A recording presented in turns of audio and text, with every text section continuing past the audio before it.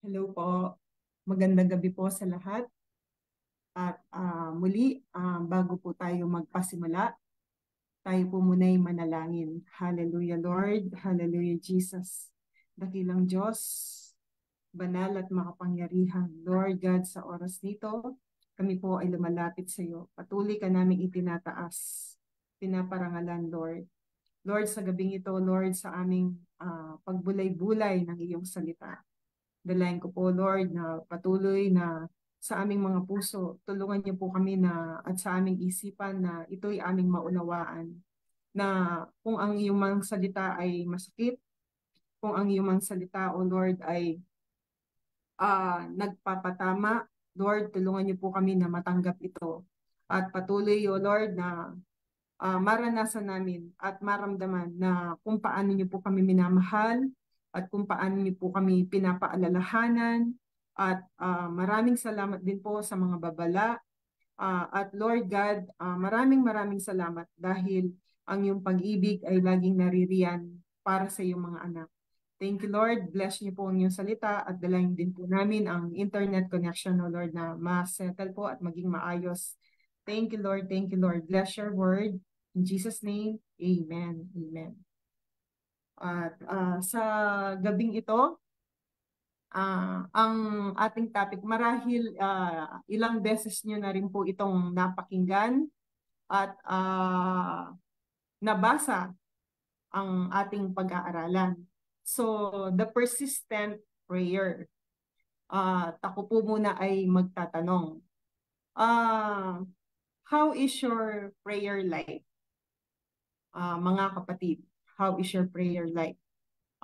Sometimes siguro yung prayer ay na-overlook natin or nakakaligtaan.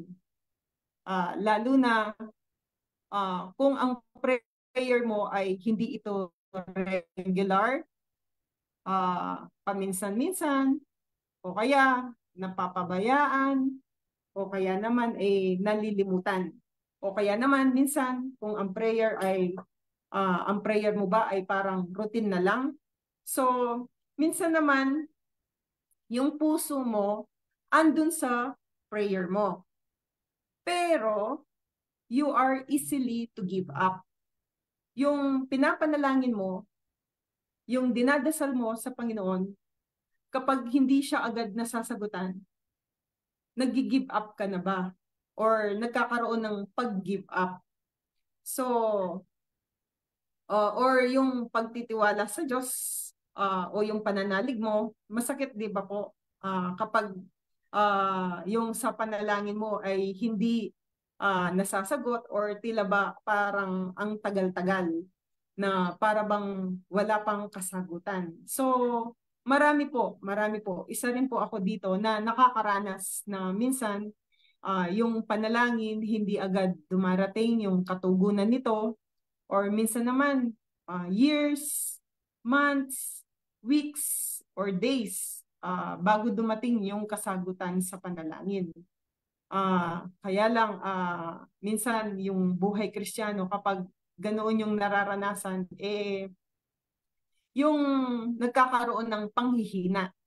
So nawa, yung mga nabanggit ko, sa mga category ng prayer na to, uh, maging ma-remind tayo na ang panalangin ay napakahalaga. Katulad ng ating pag-aaralan or pagbubulay-bulayan. Lalo na kung ang prayer mo ba ay hindi nasagot ni Lord or hindi sinagot ni Lord. Ano ang gagawin mo? Or magtatampo ka ba kay Lord? Kung ang prayer mo naman ay hindi pa rin sinagot ni Lord o hindi niya sinagot, sa palagay mo ba si Lord, nabawasan ba yung pagka-Diyos niya? Or kung ang prayer mo ay hindi sinagot ni Lord, hindi na ba siya Diyos kapag hindi sinagot ni Lord yung prayer mo? Minsan sa ating buhay, nararanasan natin kapag hindi nasasagot yung prayer natin. Nagkakaroon ng pagtatampo. Pero hindi natin namamalayan minsan kaya hindi sinasagot ng Diyos yung ating mga panalangin dahil hindi ito naka-align sa kalooban niya or hindi yon ang nais niya para sa'yo. Kaya lang minsan nagkakaroon tayo ng pagiging yung makulit, yung minsan nakakalungkot na gusto natin kapag tayo nananalangin, yung tayo yung nasusunod. O kaya naman minsan ginagawa nating genie si Lord na gusto natin instantly andyan na. So yung pag-aaralan po natin ay sa Luke chapter 18 verse 1 hanggang 8. Maari po bang pakibukas?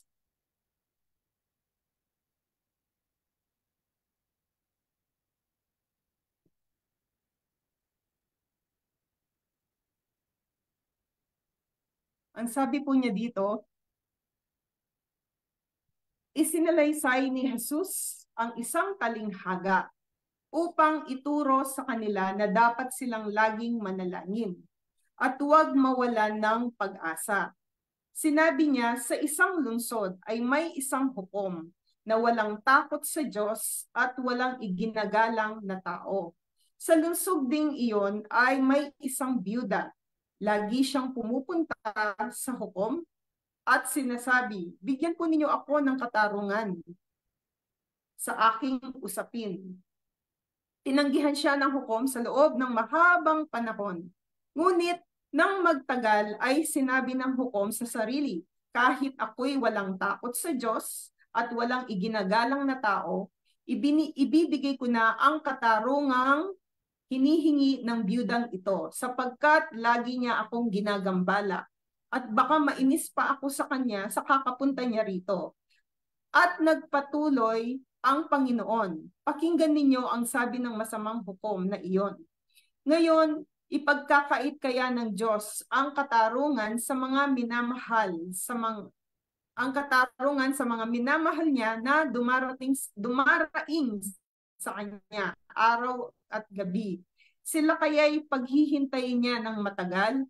Sinasabi ko sa inyo, agad niyang ibibigay sa kanila ang katarungan, ngunit sa pagbabalik ng anak ng tao sa daigdig na ito, may makikita pa kaya siyang mga taong sumasampalataya sa kanya. So, balikan po natin yung verse 1. Verse 1. Mga kapatid, yung parable pong ito ay itinuturo niya yung kahalagahan ng pagiging matyaga sa panalangin.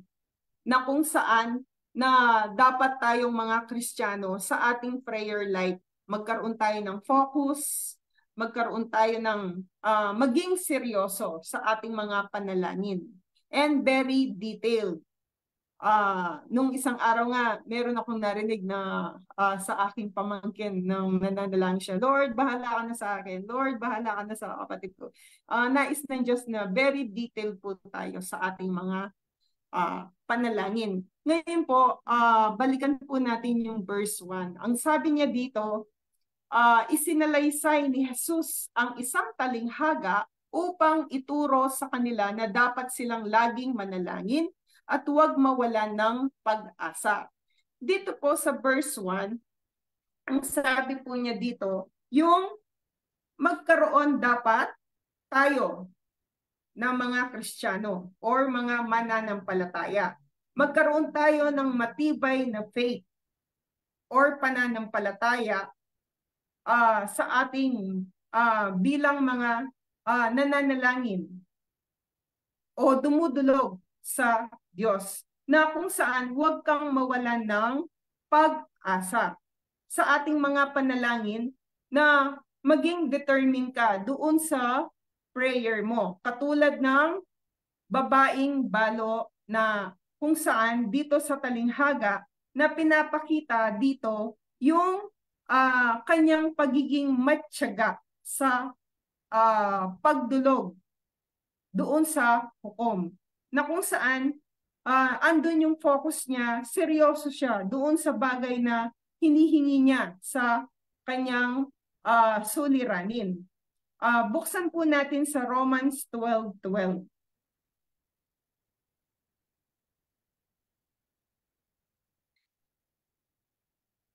Ang sabi niya dito, magalak kayo dahil sa inyong pag-asa. Matyaga kayo sa inyong kapighatian at palaging manalangin. Ang sabi niya rito, magalak sa ating mga panalangin, magkaroon ng maging magalak. At yung pag-asa naroroon sa iyong puso at ini-encourage niya na maging matyaga. Lalo na kung dumaranas ka ng kapighatian at nais niya rito na sa verse nito na palaging manalangin.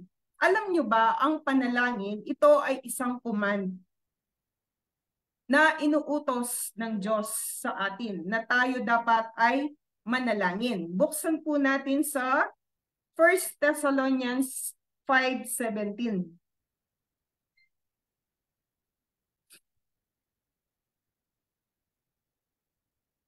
Sabi niya, palagi kayong manalangin. Verse 18, at magpasalamat kayo sa Diyos sa lahat ng pagkakataon, sapagkat ito ang kalooban ng Diyos para sa inyo at sa inyong pakikipag-isa kay Kristo Jesus. So, inuutos ni Lord, it is a command sa atin na mga anak ng Diyos na tayo ay laging manalangin. So, nais ni Lord na lagi natin siyang kinakausap. At kapag kinakausap natin si Lord sa pamamagitan ng panalangin, yung meron ng pasasalamat sa ating puso sa lahat ng pagkakataon. Ang sabi niya rito, sa lahat ng pagkakataon. Dahil ito yung kalooban ng Diyos. Ito yung nais niya na magkaroon ng pasasalamat, no? So inuutos niya, it is a command, yung panalangin sa atin na bilang mga Kristiyano at anak ng Diyos. Balikan po natin yung verse 2. Sa Lucas 18 po. Sabi niya dito, Sinabi niya sa isang lungsod ay may isang hukom na walang takot sa Diyos at walang iginagalang na tao. So dito, dinidescribe niya yung hukom. So sa Israel, tinutukoy niya yung typical city sa Israel na kung saan na mayroon silang judge. Dito, sinasabi niya, dinidescribe niya yung judge na kung saan yung judge nito, he is a wicked, masama, unjust, no compassion, no concern, wala siyang concern, unrighteous, wala siyang awa, at wala siyang takot. So, dinidescribe niya rito yung judge, no? Na kung saan sa lungsod na yon, yung judge na yon, yung ang kinikilala lamang niya, yung kanyang sarili. Sabi niya dito, wala siyang takot sa Diyos. Wala siyang iginagalang na tao. So, yung judge na to, na kung saan, wala siyang compassion sa mga taong lumalapit sa kanya.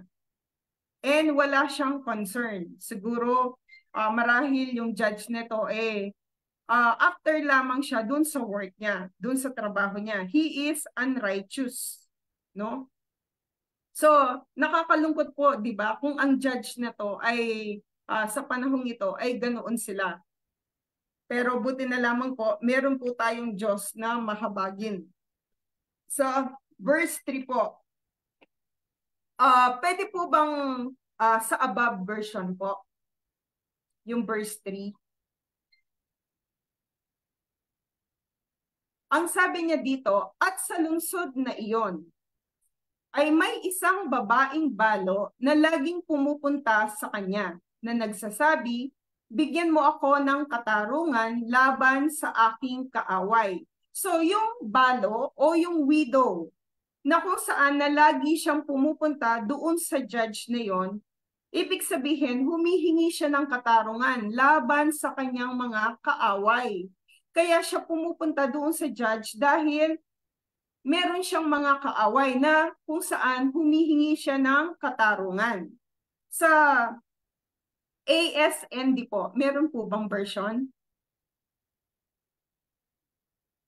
Ang sabi niya dito, sa lungsod na iyon ay may isang balo na laging nagpupunta sa kanya. Sinasabi nito, ipaghiganti mo ako sa aking kalaban. So, humihingi siya ng katarungan na gusto niya ipaghiganti siya sa kanyang mga kalaban.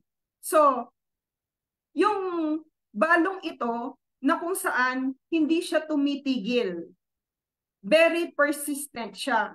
Matyaga siya na pumupunta doon sa judge na iyon upang humingi ng katarungan dahil meron siyang mga kaaway. Humihingi siya ng saklolo.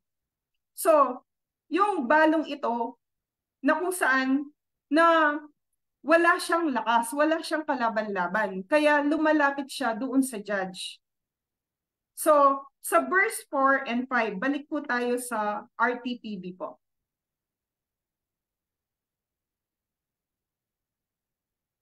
Sabi niya dito, verse 4 and 5, tinanggihan siya ng hukom sa loob ng mahabang panahon. Ngunit nang magtagal ay sinabi ng hukom sa sarili, kahit ako'y walang takot sa Diyos at walang iginagalang na tao, ibibigay ko na ang katarungang hinihingi ng biyudang ito, sapagkat lagi niya akong ginagambala at baka mainis pa ako sa kakapunta niya rito. So dito sa verse 4 and 5, na bagamat na tinanggihan, lagi siyang tinatanggihan nung judge na yon. Pero finally, no, na kung saan dahil sa kakakulit siguro nung balo, nakapag-decide na yung judge na dahil sa kakulitan niya na ibibigay niya yung hinihingi niyang katarungan na hinihingi dahil sa tuloy-tuloy na pagsusumamo at masugid na, ibig sabihin ng masugid na lagi siyang pumupunta, walang paltas, no? At focus siya, seryoso siya dun sa bagay na hinihingi niya, na kung saan matyaga siya na pumupunta doon. So, kaya finally, nakapag-decide na yung judge na ito na ibibigay na niya yung kanyang hinihinging katarungan mula doon sa mga kaaway niya upang maibigay niya yung katarungang hinihingi niya. So, buksan po natin sa Psalms 130 verse 5. Sabi niya dito, sabik akong naghihintay, O Yahweh, sa iyong tugon, pagkat ako'y may tiwala sa pangako mong pagtulong sa ating mga panalangin po. Paano po ba tayo, paano po natin ipinapakita yung ating character sa ating mga panalangin? Meron pa rin pa bang kasabikan mula sa iyong puso kung paanong naghihintay ka sa kasagutan na ibibigay sa iyo ng Diyos? Nandyan pa rin ba yung tiwala mo doon sa mga pangako ng Diyos na kung paanong ikaw ay kanyang bibigyan ng tulong? Nawa, ilagay po natin sa ating puso na sa tuwing tayo'y nananalangin na kung saan sabik kang kausapin si Lord. Hindi lamang dahil sa meron kang hinihingi. Ngunit ilagay natin sa ating puso na tayo'y kapag tayo'y nananalangin, magkaroon tayo ng kasabikan, eagerness, no? Sa ating mga puso na sa tuwing kinakausap natin si Lord. At hindi lang yung hindi lang tayo yung nagsasalita lagi or excuse the word, yung daldal ng daldal. Hintayin po din natin yung pangungusap ni Lord. Yung kasagutan niya, yung pangungusap niya sa iyo bilang kanyang anak. No? So, Nais ni Lord sa ating mga panalangin, magkaroon tayo ng kasabikan na siya'y kausapin, no? Hindi lamang dahil sa meron kang hinihingi sa Panginoon, kundi yung excited ka rin na kausapin mo si Lord, no? Dahil yung kanyang mga pangako, ayan, no? Napakaliwanag, sabi niya, pagkat ako'y may tiwala sa pangako mong pagtulong. So, dito, no? Tiwala siya. Dahil sa Bible nga, maraming mga pangako ang Diyos. At tiyak, ibinibigay niya iyon sa kanyang mga anak. Buksan po natin sa Habakuk 2:3. Habakuk. Alam niyo po ba yung verse na to? Isinulat ko po ito sa isang maliit na papel na kung saan mula nung 2014, inilagay ko po ito sa aking wallet, sa isang wallet ko po sa bahay. Na ito yung isa rin po sa mga pinanghahawakan ko. Ito pong Habakuk 2:3. Ang sabi po niya dito, isulat mo ito sapagkat hindi pa panahon upang ito ay maganap. Ngunit mabilis nalilipas ang panahon at mangyayari ang ipinakita ko sa iyo. Bagamat parang mabagal ito, hintayin mo, tiyak na mangyayari at hindi maaantala ito. So, dito sinasabi niya na ang mga pangako ng Diyos sa atin, no? Meron talagang paghihintay. Pinapakita niya dito, may mga paghihintay mula sa mga kasagutan or ibinibigay ng Diyos sa atin. So, sabi niya dito, hindi pa panahon upang ito ay maganap. So, meron tayong mga panalangin na minsan hindi pa ito nagaganap. Pero sabi niya dito, ngunit mabilis nalilipas ang panahon. At mangyayari ang pinapakita ko sa iyo. Di ba po minsan hindi natin namamalayan? Ang bilis-bilis ng mga araw. No? Minsan, sabi niya, bagamat parang mabagal ito, pero hintayin mo, sabi ng Diyos, no? Sinasabi niya sa atin, hintayin mo, tiyak, sabi niya, tiyak na mangyayari ito at hindi ito maaantala. So si Lord, lagi kung napapansin po natin, minsan maaring sa Facebook o kaya sa mga billboards o kaya sa TV, laging nakalagay na si Lord ay hindi siya na late ever mula sa kanyang mga pangako or mula sa mga kasagutan. Hindi siya na late, no? At laging tama lamang, no? Tama lamang yung time, no, na paghihintay natin mula sa kanyang mga kasagutan. So, sa ating mga panalangin, alam niyo po ba na meron ding timetable si Lord? Meron siyang time frame, no? Sa atin, no? Tinitingnan niya yung ating mga pananampalataya. Lalo na sa panahon ng paghihintay. Opo, tama. No? Maaring mahirap ang maghintay. Pero doon, tinitingnan po ni Lord yung character natin sa panahon ng paghihintay. Tulad po ng sabi ko kanina, paano mo ipapakita yung character mo, yung ugali mo sa Panginoon habang ikaw ay naghihintay, no? Or meron sa Bible na kwento na kung saan, sabi niya dito, sometimes we are in a hurry, but God is not. Minsan po, no, tayo po ay nagmamadali sa ating mga kasagutan na hinihingi sa Panginoon, sa ating mga panalangin. Kadalasan naroroon yung minamadali mo si Lord, nirarush mo siya doon sa mga kasagutan sa iyong mga panalangin. Pero si Lord, hindi, no? We are in a hurry, but God is not. So sa Bible po, meron po siyang kwento patungkol diyan. Sa John 11 po, nung namatay si Lazarus. Buksan po natin sa John 11, sa verse 3 po. Nung namatay si Lazarus na kaibigan ni Jesus, matalik na kaibigan ni Jesus or best friend niya. Ito po yung tinutukoy ko, no? Na nagmamadali yung dalawang magkapatid doon sa kasagutan nila, doon sa hinihiling nila sa Panginoon.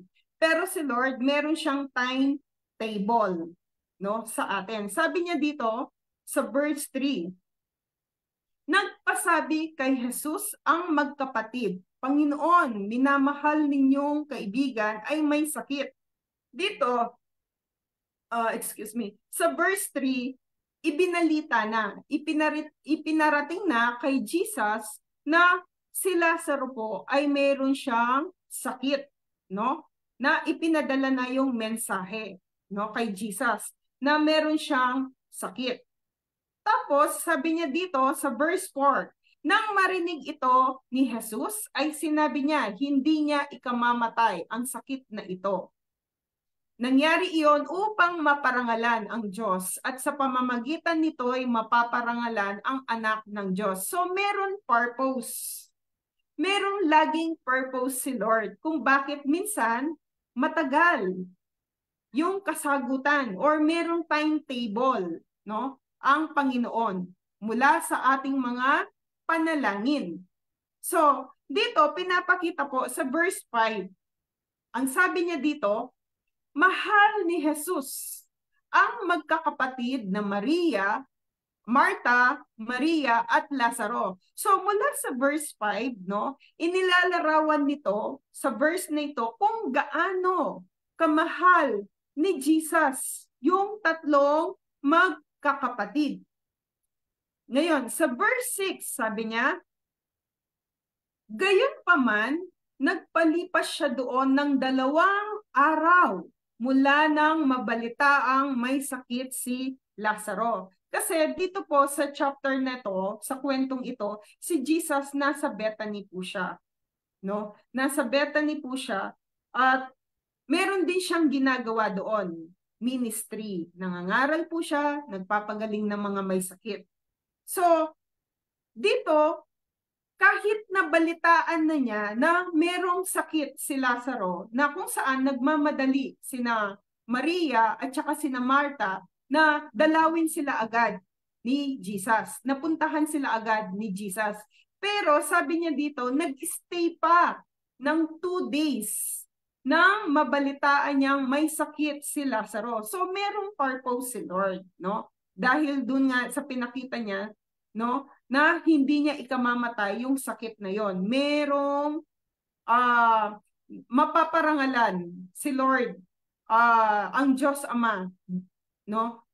Doon sa situations ni Lazaro. Verse 17, lundag po tayo sa verse 17. Ito na po yung kinatatakutan ng dalawang magkapatid na sina Maria at saka sina Marta. Sa verse 17 po, pagdating ni Jesus, nalaman niyang 4 na araw nang nakalibing si Lazaro. So, hindi na niya naabutan si Lazaro na kanyang best friend na buhay. Dahil dito sa verse nito, sabi niya, pagdating ni Jesus, nalaman niyang 4 days na, no, na nakalibing si Lazaro.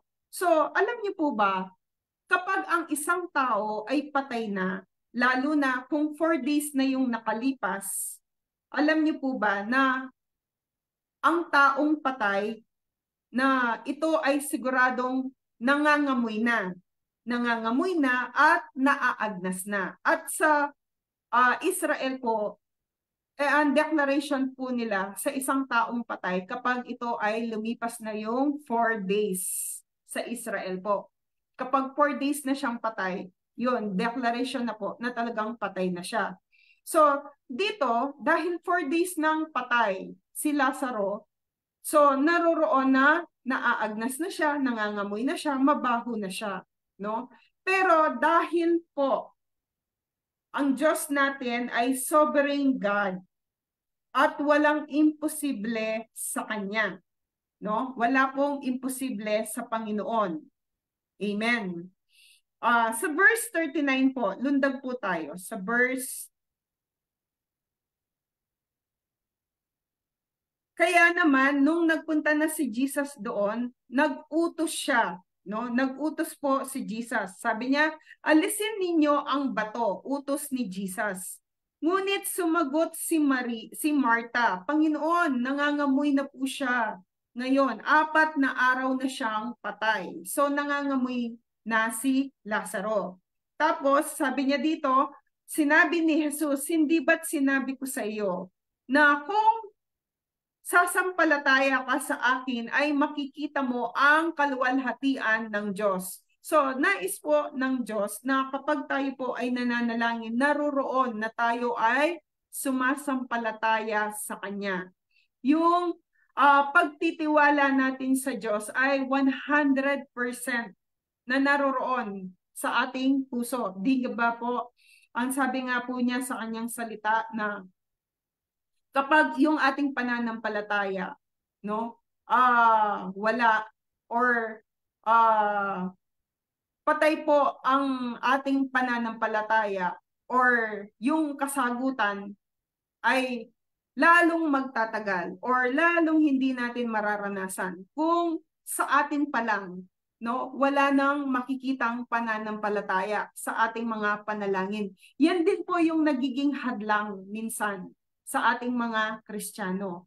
Na kapag tayo nananalangin sa Diyos, oo, nandun ka, di ba po, doon sa sabi ko sa unang introduction, andun yung puso mo eh, andun yung kagustuhan mo doon sa iyong panalangin. Pero kung nagkukulang po tayo sa ating faith, wala po, no? Wala po. So, yung kapag ang puso mo ay andoon pero easily to give up ka, no? Sa pagtitiwala at pananalig mo sa Diyos, no? Nandoon nawawala yung bisa po ng ating panalangin, no? Dahil faith, no? Napakahalaga po 'yan sa ating Panginoon dahil kumikilos si Lord, kumikilos si God sa pamamagitan ng ating pananampalataya. 'Di ba? Ilang beses po nating nabasa doon sa mga merong may sakit. Laging sinasabi ni Jesus, ikaw ay gagaling dahil sa pamamagitan ng iyong pananampalataya. Lagi po nating nababasa 'yan, no, sa kanyang salita na laging sinasabi ni Jesus na kapag ang isang tao ay may sakit, no, nararanasan niya yung kagalingan dahil sa kanyang pananampalataya. Dahil si Lord, tumitingin po siya doon sa faith natin. Kahit ito'y kasing liit lamang ng isang butil ng mustasa, sabi nga, di ba po? No? Ito pa rin ay nagkakaroon ng pagkilos ang Diyos, no? Kahit kasing liit lamang ng butil ng buto ng mustasa, no? Yung ating pananampalataya, nandoon pa rin yung pagkilos ng Diyos. So, nais po niya na magkaroon po tayo ng pananampalataya, no? Kaya sa verse 41 po, ang sabi niya dito, kaya't inalis nila ang bato. Tumingala si Jesus sa langit at sinabi, Ama, nagpapasalamat ako sa iyo sapagkat dinirinig mo ako. So, napaka-confident po ng panalangin ito, no? Kung mapapansin nyo, sabi niya, nagpapasalamat. Nagpapasalamat ako sa iyo sapagkat dinirinig mo ako. So, nandoon yung confident, no? Sa panalangin ito.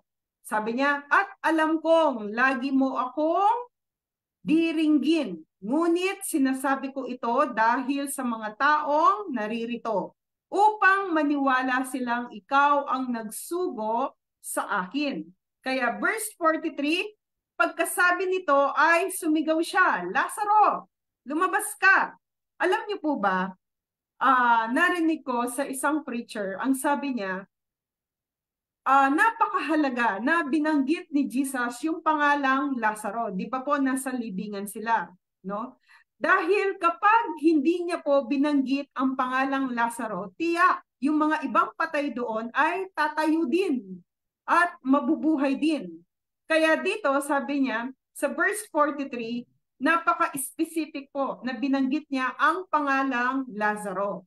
At si Lazaro nga ay nabuhay, no? Nabuhay at lumabas mula doon sa libingan. Sabi niya, verse 44, sabi niya, lumabas nga si Lazaro na nababalot ng telang panlibing ang mga kamay at paa. May nakatakip ring tela sa mukha at iniutos ni Jesus sa kanila na kalagan ninyo siya at nang makalaya. So ito po yung tinutukoy ko na mayroong time frame, no? Timetable ang Diyos na mula sa kwentong ito na kung saan nagmamadali sina Maria at saka sina Marta mula sa kasagutan ng kanilang panalangin o pagsusumamo sa Diyos. Pero dito, no,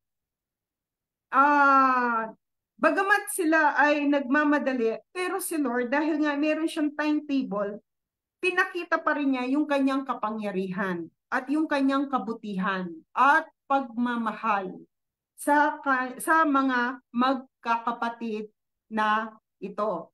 So, ikaw, paano ka ba manalangin? No? Paano ka ba manalangin? Na ikaw ba or tayo, paano ba tayo manalangin? Lagi ba tayong nagmamadali? Or minamadali ba natin ang Diyos minsan sa ating mga panalangin? So, meron pa po dito na halimbawa. Paano ka ba manalangin? Are you like Hannah?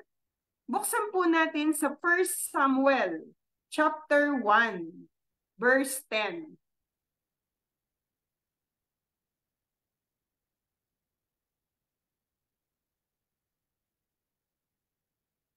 Sabi niya dito, si Hannah, no? Sabi niya rito, yung kanyang panalangin, kahit emotionally na nasasaktan siya, no? Dahil sa panlalait, sabi niya, buong pait na lumuluha si Ana at taimtim na nananalangin kay Yahweh. So kahit emotionally na nasasaktan si Hana, pinipili pa rin niya ang pananalangin, ang paglapit sa Diyos. No? Nawa, maging katulad tayo ni Hana, kahit nasasaktan ka emotionally, pipiliin mo pa rin lumapit sa Panginoon. Then, are you like Paul and Silas? Acts chapter 16, verse 25.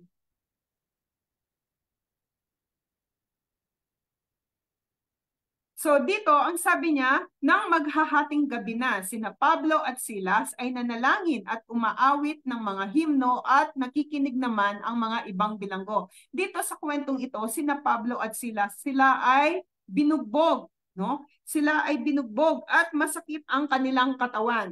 Paano ka ba nananalangin? Kahit ba ikaw ay may sakit, kahit ba ikaw ay nanghihina, pinipili mo pa rin ba ang manalangin at lumapit sa Diyos? Nawa, maging katulad po tayo ni Paul and Silas, na kahit may karamdaman, kahit na nanghihina ang katawan, dito bugbog sila. Masakit yung kanilang katawan. Pero pinipili pa rin nila ang manalangin. Alam niyo po ba, naririnig ng Diyos yung ating mga panalangin. Buksan po natin sa Exodus chapter 2, verse 24. Dito, katulad ng mga Israelites, sabi niya dito, naririnig ng Diyos ang kanilang daing at naaalala niya ang ginawa niyang kasunduan kina Abraham, Isaac at Jacob. Dito, katulad ng mga Israelites, naririnig ng Diyos yung ating mga daing sa panalangin. No? Nung ang mga Israelites ay sawang-sawa na at hirap-hirap na ang kanilang kalooban dahil sa pagkaalipin ng mga Ehipto sa kanila. So, sila ay tumangis, sila ay umiyak sa Panginoon, dumulog, no? At naririnig, isipin po natin, lagay po natin sa puso natin, sa isipan natin, na kapag tayo nananalangin, naririnig po tayo ng Panginoon, katulad ng mga panalangin ng kanyang mga pinili, ng mga Israelites. So, buksan po natin sa Job 34 verse 21.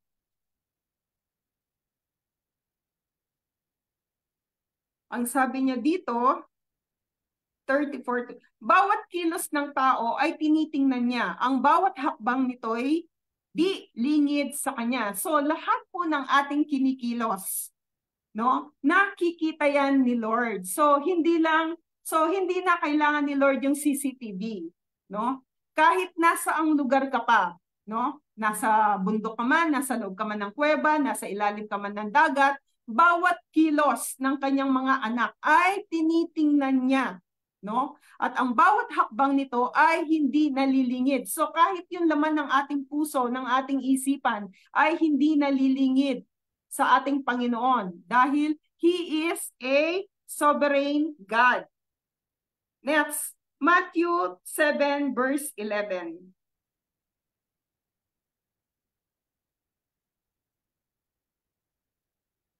Sabi niya rito, Matthew 7:11. Kung kayong masasama ay marunong magbigay ng mabubuting bagay sa inyong mga anak, gaano pa kaya ang inyong amang nasa langit? Bibigyan niya ng mabubuting bagay ang sino mang humihingi sa kanya. So kung may mga masasamang tao, no? Sila ay tatay, masasamang tao, mga kriminal. Pero nakakagawa sila ng kabutihan kapag may hinihingi yung kanilang mga anak. Gaano pa kaya tayo? How much more na tayo na mga tunay na anak ng Diyos, no? Ay gumagawa siya, kumikilos siya para sa atin. Bibigyan niya yung mabubuting bagay na ating hinihingi sa Kanya. Now, Psalms 55 verse 22.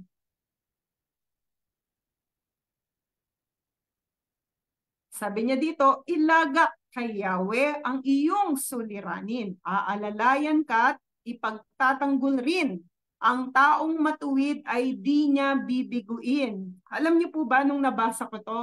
Yung ang sarap pakinggan, ang sarap pagbulay-bulayin. Kasi sabi niya, ilagak, no? Ilagak kay Yahweh ang iyong suliranin. So lahat ng mayroon ka, no? Masakit man yan, sakit man yan, problema man yan, emotionally, physically, no? Ilagak mo kay Yahweh at aalalayan ka at pagtatanggol ka niya. So, ang mga matutuwid ay, sabi niya dito, ay hindi niya bibiguin. Kailanman, ang lahat ng lumalapit sa kanya, sabi niya, ang mga matutuwid ay hindi niya bibiguin. So, napakasarap na kaya halina kayo at lumapit sa ating Panginoon sa pamamagitan ng panalangin na may kasabikan, na may pagpapasalamat dahil ang sabi niya sa kanyang salita, ipagtatanggol niya tayo. Hindi niya tayo bibiguin, no? Ang sabi niya dito, last na lang po, sa Nahum verse 1:7.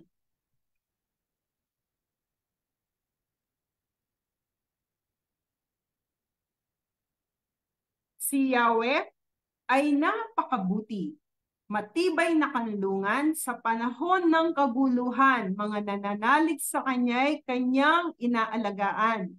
So, napakabuti. Pinapakita po ng verse na ito, dinidescribe niya na napakabuti ng ating Diyos Ama na nasa langit. Dahil tiyak na siya yung ating matibay na kanlungan, no? Siya yung matibay nating kanlungan. Sa panahon ng kaguluhan, nasa panahon ka ba ng kaguluhan? No? Nasa panahon ka ba na hindi mo malaman kung ano yung gagawin mo? Nasa panahon ka ba na litong-lito ka na, hindi mo na alam kung sino yung kaaway, sino yung kakampi? Sabi niya dito, ang mga nananalig sa kanya ay kanyang inaalagaan. So, ilagay po natin sa ating puso, sa ating isipan, ating pagbulay-bulayan na napakabuti ng ating Diyos. Siya yung kakampi natin. Ipagtatanggol niya yung kanyang mga anak. Sa panahon ng kaguluhan, hindi kanya pababayaan. Iingatan kanya, ililigtas kanya. Because He is our good Lord. He is our good Father. Amen. Amen. So, dito po nagtatapos yung ating pinag-aralan. Nawa, ito po ay magsilbing kalakasan, reminders sa atin. So, punta na po tayo sa